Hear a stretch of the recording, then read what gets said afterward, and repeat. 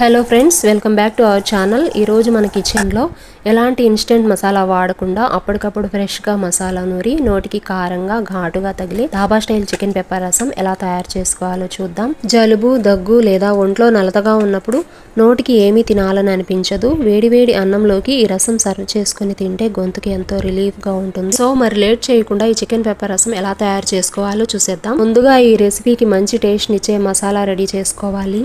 దానికోసం ఒక ప్యాన్లో మిరియాలు, జీలకర్ర, ధనియాలు, ఎండుమిర్చి, కరివేపాకు 2 రెమ్మలు ఇవన్నీ వేసి మంచి వాసన వచ్చే వరకు ఫ్రై చేసుకోవాలి. ఇవి కాస్త చల్లారాక ఒక మిక్సర్ జార్లో వేసి కొంచెం బరకగా గ్రైండ్ చేసుకొని పక్కన పెట్టేసుకోవాలి. ఇప్పుడు రసం తయారు చేసుకోవడానికి వేరొక ప్యాన్లో ముందుగా ఆయిల్ వేసి వేడయ్యాక బేసిక్ మసాలా ఇంగ్రీడియంట్స్ వేసుకోవాలి. కట్ చేసుకున్న ఉల్లిపాయలు ఒకటి, పచ్చిమిర్చి 2, కరివేపాకు 2 రెమ్మలు వేసి 2 నిమిషాల పాటు ఫ్రై చేసుకోవాలి.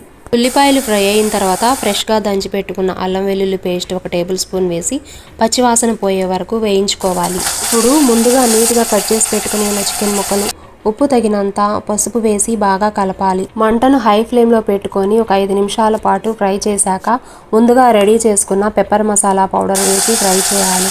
ఈ మసాలా అంతా చికెన్ ముక్కలకు బాగా పట్టేలాగా ఫ్రై చేసుకోవాలి.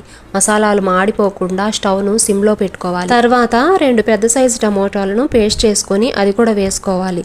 కావాలంటే మీరు టమాటాలకు బదులుగా చింతపండు రసమైనా వేసుకోవచ్చండి. 2 నిమిషాల పాటు ఫ్రై చేసిన తర్వాత 2 కప్పుల వరకు వాటర్ పోసుకొని బాగా కలిపి మూత పెట్టి 20 నిమిషాల పాటు మరగనివ్వాలి. చివరిగా సాల్ట్ ఒకసారి చెక్ చేసుకొని మరుగుతున్న రసంలో కొత్తిమీర ఆకులు వేసి స్టవ్ ఆఫ్ చేయడమే.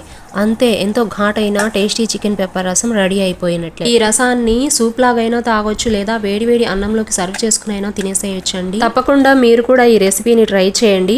ఈ వీడియో నచ్చితే లైక్ చేయండి, షేర్ చేయండి. మరిన్ని టేస్టీ రెసిపీస్ కోసం మన కిచెన్ క్రియేషన్ ఛానల్ని ఇప్పుడే సబ్స్క్రైబ్ చేసుకోండి. Thank you.